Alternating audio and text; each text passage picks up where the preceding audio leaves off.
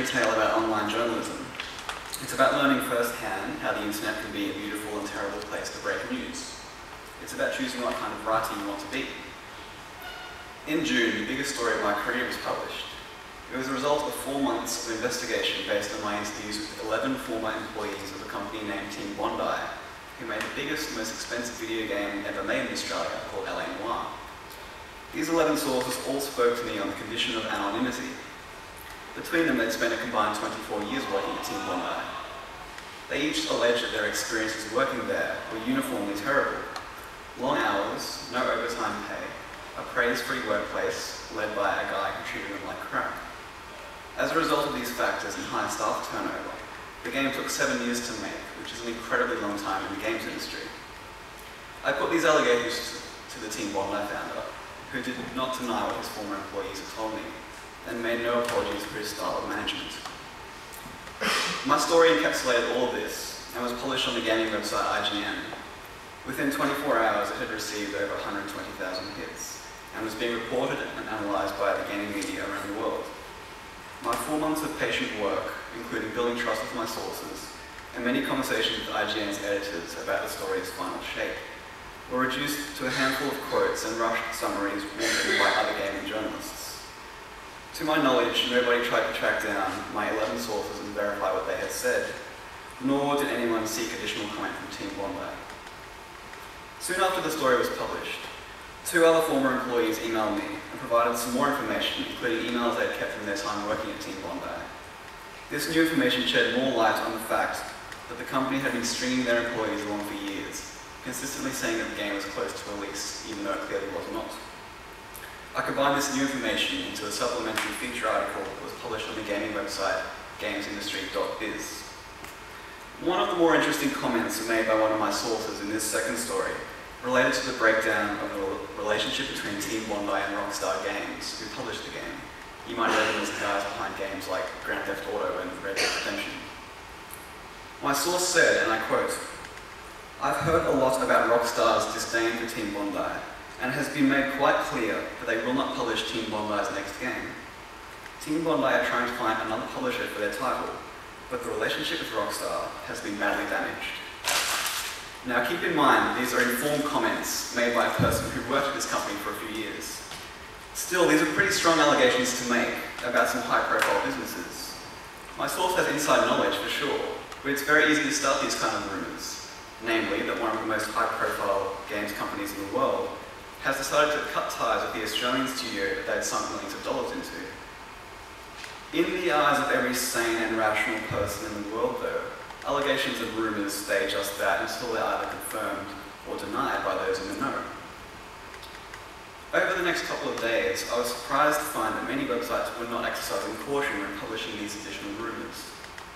Some sites didn't even acknowledge the source of these allegations, instead simply saying that, quote, "Rockstar have decided not to publish Team Bondi's next game, full stop." It was alarming and disappointing to see my work skewed beyond its original form, purely because other writers didn't care enough to provide full context. To complicate this situation, neither Team Bondi nor Rockstar made any public comments on any of these matters. I learned during this process that their silence bred a kind of quiet acceptance of the facts of my stories, which is a really shitty thing. To this day, neither company has publicly commented on what I reported. This whole experience was simultaneously exhilarating and depressing for me. Exhilarating because it was the first real newsworthy story I'd worked on, and I got a kick out of watching it being passed around the world. Depressing because I also watched commenters misinterpret my findings, and fellow journalists misrepresent my work in their editorials. It made me wonder what would have happened if I was less restrained with my own analysis and storytelling. Arguably, my stories would never have been published if they didn't meet editorial standards, but the manner in which other online publications were loose with the facts made me wonder how far I could have stretched the truth and gotten away with it. This is an interesting thought to entertain, and I should point out that my 2 stories on this matter did not stretch the truth in any way. But hypothetically, let's say that I'd fabricated a few quotes that were supposedly made by my anonymous sources. The reader wouldn't know any better, and it's doubtful that I'd even get found out. The story was re-reported with such breathless enthusiasm often containing only the most inflammatory and controversial quotes, that it would barely have mattered. The success of the stories and the additional opportunities that have since been offered to me might have led me down an entirely different path. I might have become addicted to seeking easy controversy in my journalism had I made that choice. I didn't, and I haven't. I'm glad I was thorough and responsible in my reporting, but the alternative is still fun to think about occasionally. This experience taught me a valuable lesson about how quickly people tend to believe what they read online is the truth, especially in the absence of denial from the parties in question. The more the story was reported around the internet, the more true these allegations became to most readers. This is reflected in the comment sections of these articles. I watched the tide turn from acute doubt to utter contempt for Team Bondi and Rockstar in a very short period.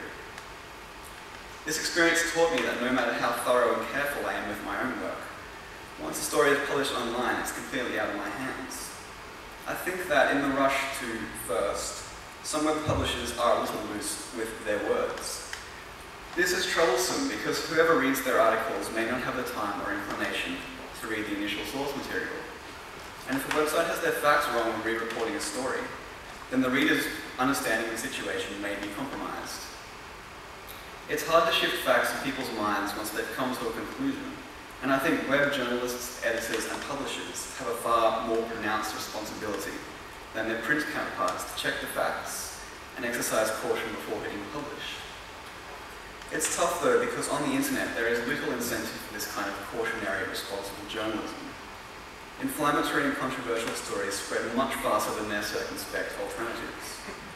This has always been the case with any kind of news, but the trouble with the web is that publishers of these kinds of stories are rewarded with traffic, which in turn directly benefits them, as advertisers are more willing to pay them to run ads on their sites. A few thoughts to close. Writing for the web, it's very easy to become swept up in instantaneous, inflammatory, controversial reporting. But I urge you not to go down this road. To do so is to toss away your integrity, to swallow your pride and sense of self-worth in favour of short-term gratification. It is a fucking shame that online journalism appears to be built on this principle, and that it is so ingrained in our day-to-day web browsing that you probably don't even notice it. Like I said, there's little consequence for following the path of publish first, fact check second. But if you have even a shred of integrity, again I urge you, do not take the path of least resistance. Always err on the side of caution before pressing publish. You owe it to your readers, your sources, your fellow journalists, and yourself.